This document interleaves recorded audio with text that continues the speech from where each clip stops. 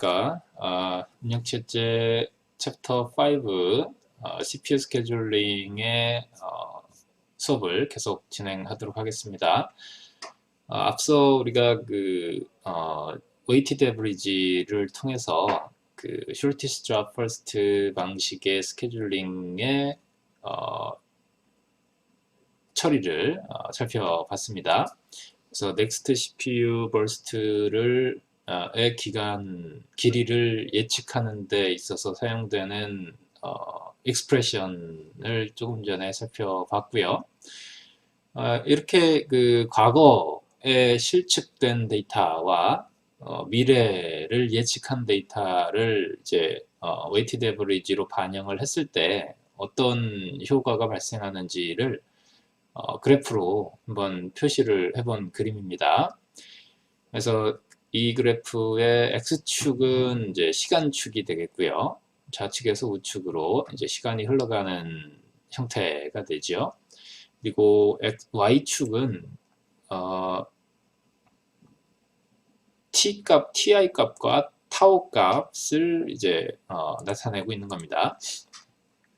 그래서 우리가 실제로 실측을 한 값을 TN으로 표시를 했죠. 그리고 예측하는 값을 이제 타우 n 플러스 1로 하고 있으니까 우리가 실제로 특정 시점, 요 시점에서 ti 값, 즉 6의 값과 우리가 예측하는 타우 i의 값을 이제 같이 예를 들어서 0.5로 반영을 시키게 되면 이 10과 6의 중간 값인 8 값이 나온다. 이런 형태로 계산을 할 수가 있겠습니다. 그래서 이러한 계산을 이제 지속적으로 하다 보면 여기 지금 솔리드 라인, 블랙 솔리드 라인, 굵은색 검은 선, 실선이 이제 실제적인 넥스트 CPU 버스트의 값이고 여기 지금 파란색으로 되어 있는 곡선은 우리가 이제 앞에 웨이티드 에버리지 공식을 해서 계산을 한 결과값이 되겠습니다.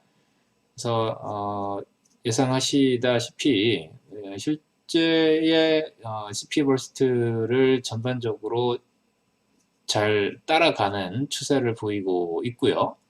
하지만 다소 실제적으로 급격한 CPU 버스트의 변화가 일어났을 때에는 이런 현상이 되겠죠. 급격하게 4에서 12 이상으로 CPU 버스트의 랭스가 길어졌는데 그렇다 하더라도 우리 이 웨이티드 에버리지의 값은 과거의 수치를 상당 시간 동안 반영을 하기 때문에 즉 4나 6 정도의 이 부분이 이제 지속적으로 이 공간에 반영이 되기 때문에 급격하게 곡선 즉 웨이티드 에버리지에 의한 넥스트 CPU 버스트의 길이가 즉시 높아지지는 않는 것이죠. 하지만 이제 시간이 흐름에 따라서 과거의 비중이 약해지기 때문에 실제 값을 곧 따라가게 됩니다. 그래서 전반적으로 CPU 버스트가 실제적인 CPU 버스트와 예측한 값의 이제 반영 비율에 따라서 이 어느 정도 민첩하게 실제적인 CPU 버스트를 반영하느냐가 달려있게 되고요. 그래서 그러한 얼마나 빠르게 실제 값을 반영해 줄 것인지에 대해서는 이제 운영체제 개발자가 결정을 해야 되는 그런 문제가 되겠습니다. 자, 다음에 살펴볼 스케줄링 방식은 우리가 shortest remaining time first 라고 하는 스케줄링 방법입니다. 앞서 우리가 봤던 shortest job first 방식과 방식과 거의 유사하고요. 단지 이 shortest remaining time first 스케줄링 방법은 앞에 SJF에다가 프리엠티브 스케줄링의 특성을 조금 이제 가미한 형태다라고 할 수가 있겠습니다. 그래서 그 프리엠티브 스케줄링이다라는 이야기는 어떤 뜻이냐면, 지난번에도 제가 이제 말씀을 드렸습니다만, 임의의 시점에, 즉 현재 CPU를 점유하고 있는 프로세스가 자발적으로 CPU를 놓지 않더라도 임의의 시점에 내가 새로운 프로세스가 현재 CPU를 잡고 있는 프로세스를 밀어내고 너 나가 이렇게 이제 밀어내고 CPU를 잡을 수 있는 방식을 우리가 이제 프리엠티브 방식 스케줄링이라고 이야기를 하죠. 그래서 앞서 보셨던 스케줄링 방법은 전부 non-preemptive 방식의 스케줄링에 기반했었다면, 지금 이 슬라이드에 있는 shortest remaining time first 방식은 이제 preemptive 방식의 스케줄링이 되겠습니다. 그래서 예를 한번 들어서 설명을 드리겠습니다. 지금 프로세스가 4개가 있지요. 4개 P1, P2, P3, P4가 이제 도착을 합니다. 근데 이번에는 이제 이 각각의 프로세스가 전부 0초에 도착하는 게 아니고, 이렇게 이제 0초, 1초, 2초, 3초의 순서로 약 1초씩 간격을 두고 도착을 한다라고 가정을 하겠습니다. 그리고 이 각각의 프로세스들이 수행하는 벌스트 타임은 이제 8495가 되겠습니다. 그래서 이제 이 preemptive SJF, 즉 shortest remaining time first 방식에 의해서 겐 차트를 그려보면 어떻게 되냐면, 일단 0초의 시점에는 어떤 프로세스도 존재하지 않고 단지 P1 프로세스만 존재를 하지요. 0초에 도착한 프로세스는 P1밖에 없습니다. 그래서 당연히 P1이 제일 먼저 0초에 이제 스타트를 할 것입니다. 그래서 원래는 이 P1은 8초간 계속적으로 이제 실행이 돼야 되는 프로세스죠. 벌스트 타임이 8이니까요. 그런데 이 8초를 실행하기 전에 지금 1초의 시점에 우리가 또 새로운 프로세스가 도착을 합니다. 여기 지금 P2라는 프로세스가 arrival 타임이 1이니까 1초 시점에 P2라는 새로운 프로세스가 들어오는데, 그 시점에 보니까 이 P2의 벌스트 타임이 4입니다. 즉, 이 1초라는 시점에 살펴보면 현재 프로세스가 2개가 있고, 즉 현재 프로세스를 잡고 돌아가는 P1이 하나가 있고, 또 지금 막 들어온 프로세스 P2가 이제 1초라는 시점에 둘 다 이 시스템 안에 존재를 한단 말입니다. 근데 각각의 next CPU burst time을 살펴보니까 P1은 원래 8초였는데 지금 1초를 이미 사용을 했죠. 0초부터 1초간 자기가 수행을 했으니까 이제 남은 next CPU burst는 이제 7입니다. 그리고 P2는 1초에 들어왔고 아직 실행을 하나도 안 했으니까 지금 남은 CPU burst가 이제 4인 거죠. 원래 저희가 갖고 들어온 그대로. 그래서 이렇다 보니까 지금 남아있는 shortest remaining first 방식에는 남아있는 CPU burst 타임이 가장 짧은 것을 스케줄하게 돼 있는데, P2가 4 값으로 P1, 현재 실행하고 있는 P1보다 더 작은 CPU burst를 갖고 있지요.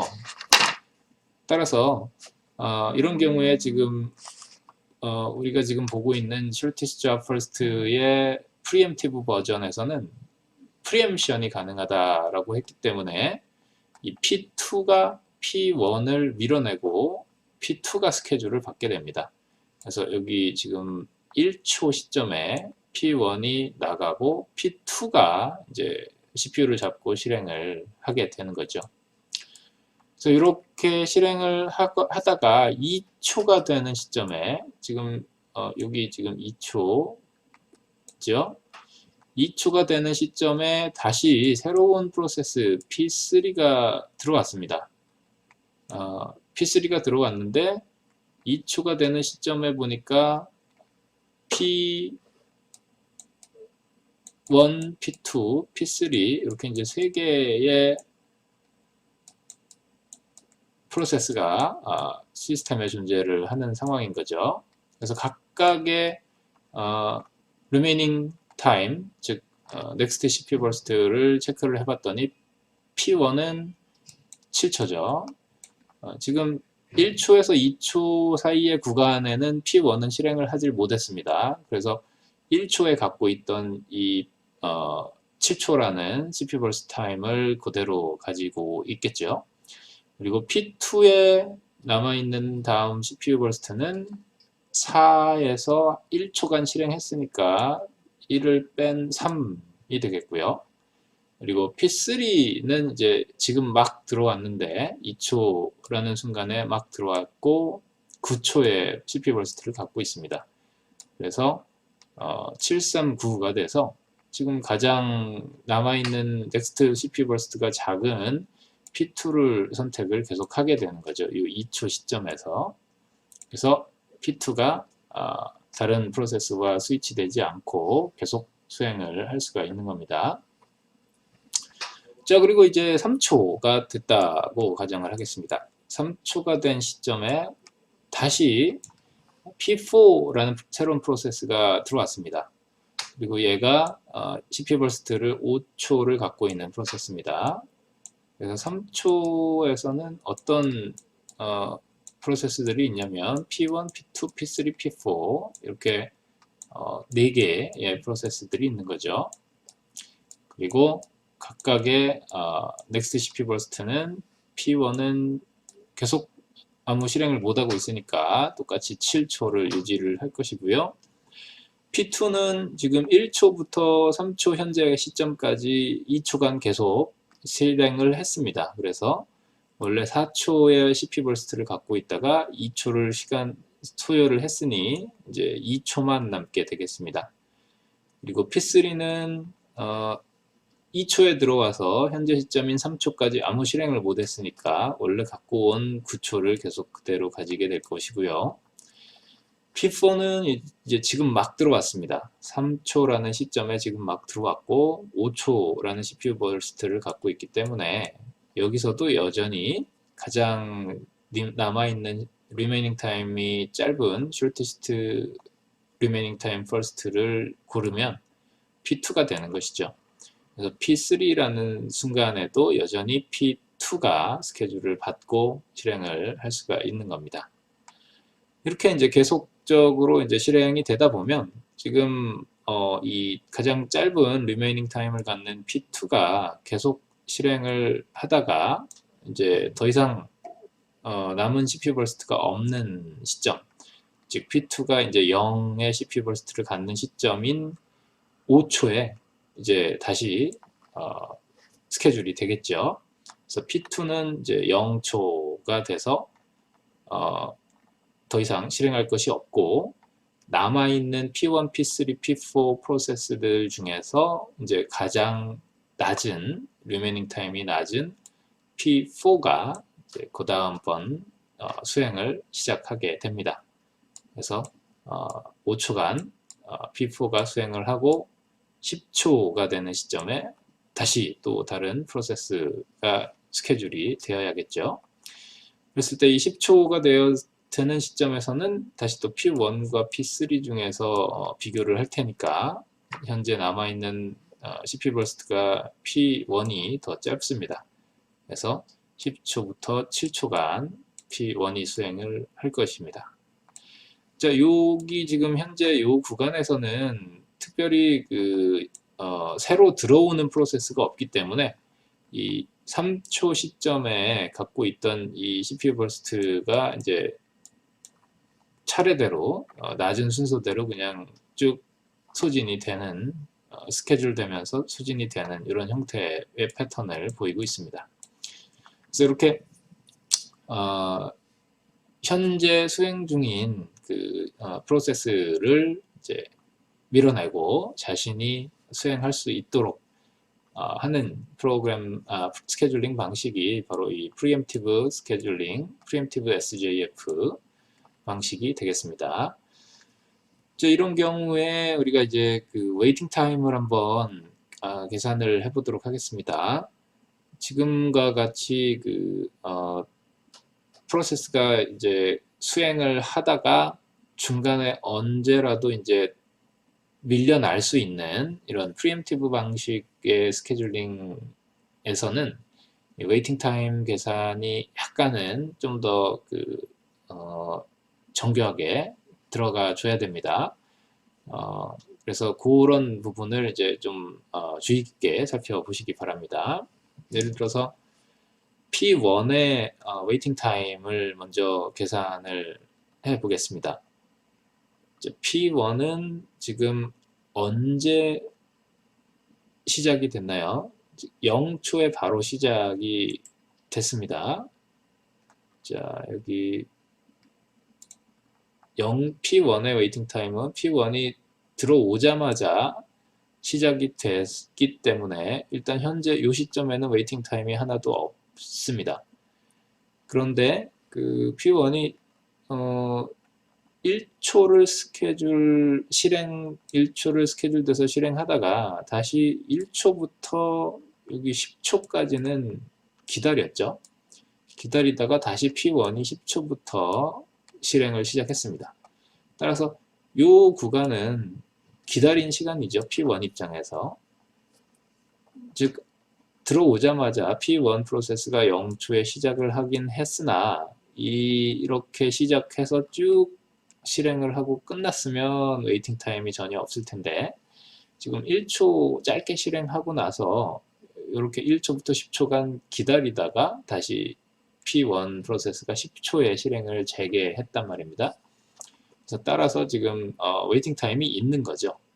얼마나 있냐면 10초에서 1초를 뺀 즉 9초의 시간 동안 P1 프로세스가 이제 웨이팅을 한 겁니다. 그래서 이렇게 10 빼기 1을 써주게 된 거고요.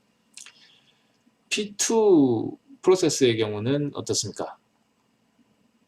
P2는 1초에 도착을 했고 그리고 1초에 도착하자마자 바로 실행을 했습니다. P2 프로세스가. 그리고 이 P2가 갖고 있는 burst 타임인 4초를 그냥 내리 한 번에 쉬지도 않고 쭉 실행해서 끝났기 때문에 이 P2의 웨이팅 타임은 0이죠. 그래서 지금 1초 빼기 1로 표현을 한 겁니다. 그리고 P3의 경우에 P3 프로세스는 2초에 들어왔고요. 그리고 P3가 수행된 시간은 17초입니다. 따라서 17 빼기 2가 되어야 이제 P3의 웨이팅 타임이 되겠죠. 그리고 P4는 어떻습니까? P4는 3초에 들어왔는데 P4가 실행된 시간은 이제 5초죠. 따라서 5 빼기 3 해서 이렇게 웨이팅 타임을 각각 합산을 해주고 다시 전체 프로세스의 개수인 4로 나누면 이게 이제 에버리지 웨이팅 타임이 되겠습니다. 그래서 약 6.5 밀리세컨드의 웨이팅 타임을 갖는다라고 할 수가 있겠습니다. 자, 이렇게 그 shortest remaining time first, 즉 SJF의 preemptive 버전까지 살펴봤습니다. 이제 그 priority scheduling이라고 해서 우리가 우선순위 스케줄링이라고 부르는 방식을 소개를 하도록 하겠습니다. 자, 이 우선순위 스케줄링, 즉 프라이어리티 스케줄링은 각 프로세스의 우선순위 숫자 정수값이 이제 각각 부여가 되는 방식이 되겠습니다. 프로그램을 수행을 할 때 이 프로그램을 얼마나 높은 우선순위로서 처리를 할 것인지를 이제 결정을 하는 것이죠.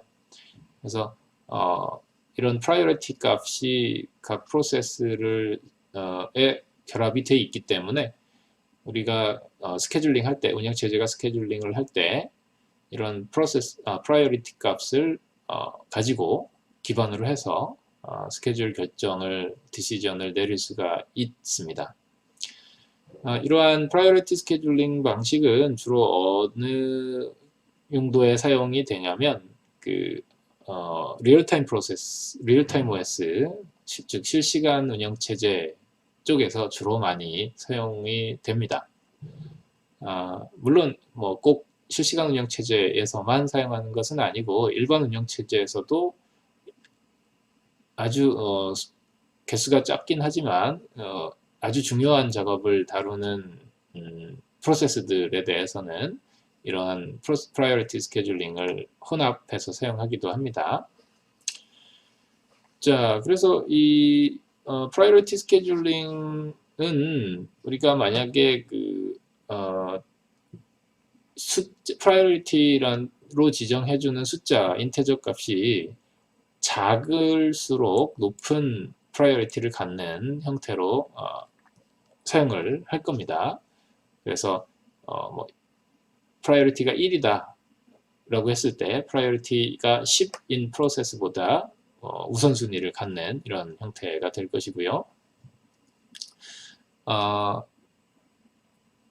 이 프라이어리티 스케줄링 역시 프리엠티브한 방식으로 구현될 수가 있고 또 non 프리엠티브한 방식으로 구현될 수가 있습니다. 예를 들어서 프라이어리티가 높다라고 해서 뭐 무조건 현재 수행 중인 프로세스를 밀어내고 그 프라이어리티가 높은 프로세스가 수행이 되는 방식이 이제 프리엠티브 방식일 것이고요.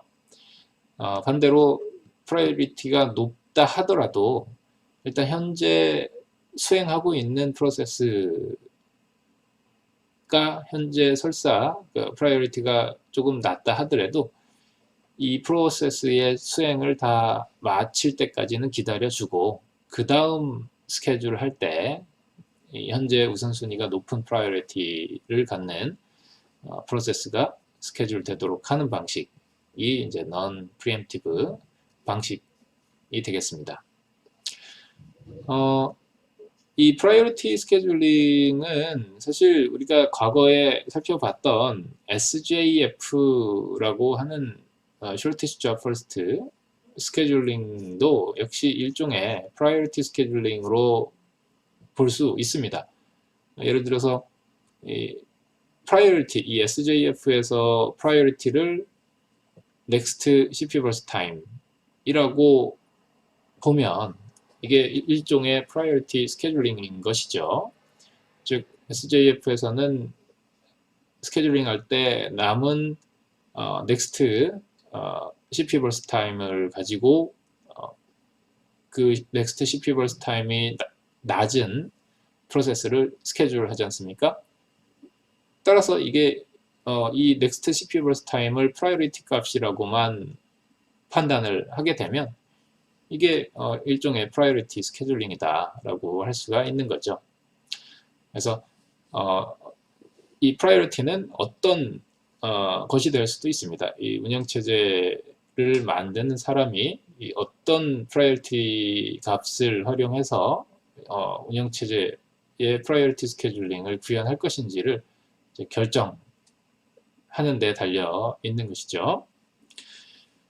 자, 그러면 이 프라이어리티 스케줄링의 동작은 대체적으로 이렇게 되는 것을 확인을 했고 사실 이 방식은 한 가지 문제점이 하나 있을 수가 있습니다. 그래서 여기 지금 problem이라고 소개를 해놨는데요. 스타베이션이라고 하는 현상이 발생할 수가 있는 우려가 있지요. 우리가 흔히 스타베이션이라고 하면 이제 그 기아, 배고픈 현상을 배고픈 상태를 나타내는 거죠. 그래서 프라이어리티 스케줄링을 자칫 잘못하게 되면 이렇게 특정 프로세스가 스타베이션에 빠질 수가 있습니다. 배고픈 상태에 빠질 수가 있습니다. 어떤 이야기냐면 우선순위가 낮은 로우 프라이어리티 프로세스의 경우는 한 번도 실행을 못할 수가 있는 것이죠. 그러니까 실행을 뭐 꼭 한 번은 할 수 있다 하더라도 뭐 끝마칠 수 있을 정도로 충분히 스케줄을 받지 못할 수가 있다는 이야기죠. 왜냐하면 시스템에 계속 이제 우선순위가 높은 프로세스들만 계속적으로 들어오게 되면, 끊임없이 들어오게 되면 사실상 이 낮은 프라이어리티를 갖는 프로세스는 수행할 기회를 잡을 수가 없지 않습니까? 그래서 이런 로우 프라이어티 프로세스가 스타베이션에 빠질 수 있는 그런 우려가 있지요. 그래서 이러한 스타베이션 현상을 방지하기 위해서 여러 가지 솔루션들이 가능합니다. 여러 가지 연구자들에 의해서 프라이어리티 스케줄링의 스타베이션을 방지하는 기법들이 연구가 됐는데, 그 중에 한 가지를 소개를 드리면 이제 에이징이라고 하는 기법을 사용함으로써 이 스타베이션을 방지할 수가 있는 거죠. 에이징이라고 하면 우리가 보통 나이를 먹다, 뭐 나이를 먹이다 이런 뜻으로 사용할 수가 있겠습니다. 즉 로우 프라이어리티 프로세스가 스케줄을 받지 못하고 있는 그런 시간을 계속적으로 이 프라이어리티에 반영을 시켜주는 거죠. 아무리 이 프로세스가 낮은 우선순위를 갖는 프로세스라 할지라도 이 프로세스가 계속적으로 대기하는 시간을 프라이어리티에 반영을 시켜주면 이제 언젠가는 아주 오랜 시간 기다리면 우선순위가 높아질 거지 않습니까? 따라서 언젠가는 가장 최고 높은 우선순위가 되어서 실행을 할 수가 있는 기회가 오겠죠. 그래서 시간이 지남에 따라서 이 프로세스의 프라이어리티를 높여주는 방식, 즉 에이징 기법을 사용하면 낮은 프라이어리티의 프로세스가 스타베이션을 겪는 현상을 이제 방지할 수가 있는 것이죠. 자, 그러면 이제 프라이어리티 스케줄링을 실제적으로 예를 들어서 한번 살펴보도록 하겠습니다. 자, 프로세스가 5개가 있습니다. 1, 2, 3, 4, 5가 있고요. 각각의 버스트 타임이 10초, 1초, 2초, 1초, 5초가 되겠습니다. 그리고 이 각각 프로세스의 프라이어리티가 3초, 1초, 3, 1, 4, 5, 2이죠. 따라서 현재 이 5개 중에서는 2번 프로세스가 가장 우선순위가 높고, 그리고 4번 프로세스가 가장 우선순위가 낮은 형태를 취하고 있습니다. 그래서 이러한 상황에서 겐 차트를 그려보게 되면 일단 0초에서 어떤 프로세스가 스케줄을 다 먼저 받겠습니까? 자, 현재 가정은 이 5개 프로세스가 0초에 이미 다 따다다다닥 동시에 0초에 들어왔다라는 가정을 하면 됩니다. 그리고 우선순위가 이러한 순서로, 즉 P2가 가장 높은 우선순위를 갖고 있기 때문에 0초라는 순간에는 당연히 P2가 제일 먼저 스케줄이 되겠죠. 그래서 P2가 1초간 실행을 하고 나면 이 P2는 벌스 타임이 1초이기 때문에 이제 수행을 다 마치고 CPU를 놓게 됩니다. 그러면 이 1초 시점에 다시 또 스케줄을 해야겠죠. 프라이어리티에 기반해서. 그러면 이제 어떤 프로세스가 선정이 되겠습니까? P2를 제외한 나머지 P1, P3, P4, P5 중에서 우선순위를 비교해 봤더니 3, 4, 5, 2로서 프로세스 5번이 가장 높은 우선순위를 갖습니다. 그래서 프로세스 5번이 1초 시점에 시작을 하게 되고 5초간 실행을 합니다. 그래서 6초가 되면 다시 또 이 프로세스 5번이 실행을 종료할 것이기 때문에 다시 남아있는 P1, P3, P4 중에서 가장 우선순위가 높은 3번 P1이 실행을 하겠습니다. 그래서 P1의 벌스 타임인 10초간 실행을 쭉 하게 될 것이고요.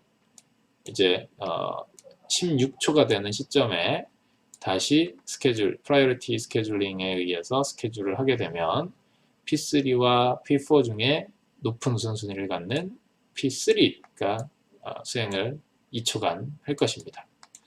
그래서 18초에는 다시 P4가 혼자 남아있기 때문에 수행을 할 것이고요. 그래서 이렇게 실행을 하는 상황에서 우리가 이제 average waiting time을 계산을 해보면 각각 P1은 6초를 기다렸고요. 그리고 P2는 0초를 기다렸죠. 들어오자마자 0초에 실행을 했으니까요. 그리고 P3는 16초를 기다렸습니다. 그리고 P4는 18초, 그리고 P5는 이제 1초를 기다렸기 때문에 이거를 다시 다 더해서 5로 나누면 이제 average waiting time인 8.2초, 8.2 밀리세컨드가 나오겠습니다.